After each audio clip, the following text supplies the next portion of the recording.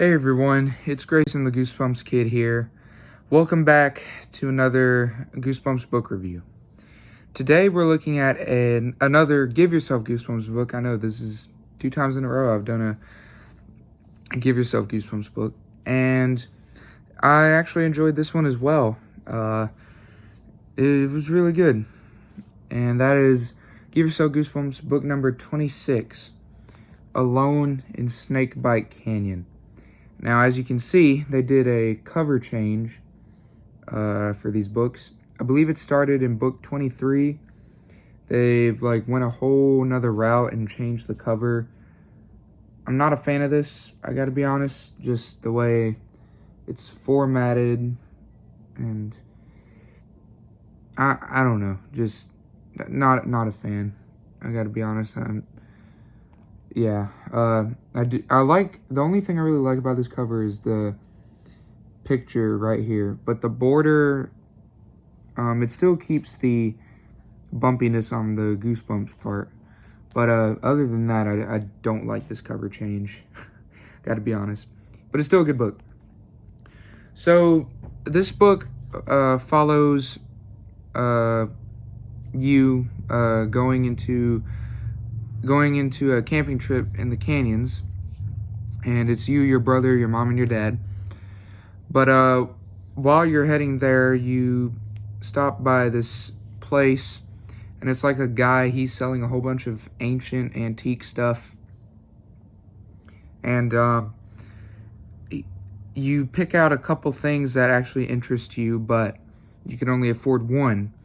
One of them is a pair of snake eyes that, so-called, if you rub one part of the eye, you can transform into any animal you want, but you have to hold on to those eyes, otherwise you'll be stuck as the animal and not be able to change back.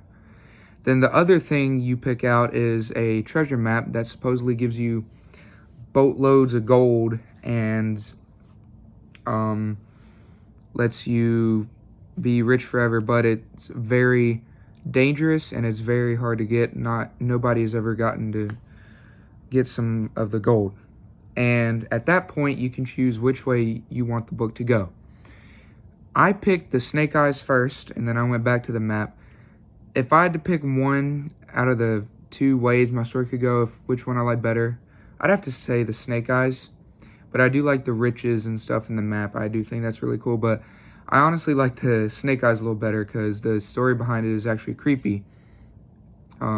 Snake eyes came from a rattlesnake, which you can see on the cover. I don't believe it's the same rattlesnake because this one has his eyes. I don't believe it's this rattlesnake, but it is a rattlesnake just like this. He lost his eyes centuries ago or years back, and whoever holds the eyes he is chasing, and if he finds them, he'll punish the person who took his eyes. I do like that backstory. Then the backstory of the map is there's somebody guarding it, and it's very hard to come by. It's dangerous. A lot of people have died trying to go there. But either way, they're still pretty good stories, no matter which one you chose. Some of the endings I got for this book were kind of abrupt, like one of my other books were, but I do like the way they ended though. The abruptness I didn't like, but the way that they ended, the darkness of it really got to me. There's one where you're trying to get yourself out of a trap or buzzsaw or whatever, and you get your brother to try and help you out. But if you pick the wrong one, you screw up and you get caught in the trap and you get buzzed up. And another one is where you get decapitated by it, which is very dark for a Give Yourself Goosebumps book. Very, very dark. But I believe there is a few good endings too. I think I got 2 out of the 4 good endings, or 3 out of the 4 good endings. I'm not sure how many good endings there are, or supposedly good endings, but I do know I managed to get a few. Some of them I liked, some of them I didn't like. There was one where I was able to get the gold and be rich. I enjoyed that. If you don't know how these Give Yourself Goosebumps books work, basically they put you as a part of the story. like saying you, your, you are, all that, which I do enjoy the adventureness of the book. And, yeah, this is definitely one of the better Give Yourself Goosebumps books. The whole atmosphere with the canyon and the villain, like the Timber Rattler snake or rattlesnake or whatever, and then you got a whole bunch of other villains in the treasure map adventure. And yeah, just the characters in this book, the good characters, like your brother, I believe his name's Pete or something like that. I know it starts with a P, but your brother and the parents don't really get in too much involved. They're just there for a few scenes of the book, and that's about it. It's mainly just you and your brother. Then there were some other parts of the story with the snake eyes, like you turn into a mountain lion or a bat. I enjoyed those parts of the book. Overall, it was really solid for what it was.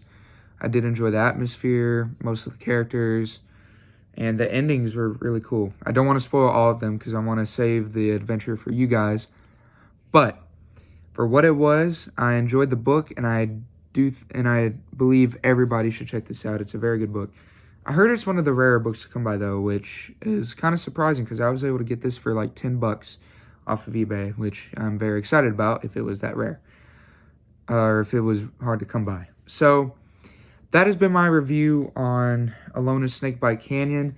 This was a very, very good read. I recommend it to all of you guys. I believe Michael did a review on this. He recommended it. If I had to rate it on a scale of 1 to 10, I'd definitely give this an 8.5. Very good Give Yourself Goosebumps book. Not my favorite out of the bunch, but it's definitely a good one. But what is everyone's thoughts on Alone in Snakebite Canyon? Let me know down in the comment section down below. I'd love to hear your thoughts on it. Make sure to join our Goosebumps Discord. I'll leave a link to that in the description down below. And with that, I will see you all in the next book review. God bless you. Bye, everyone.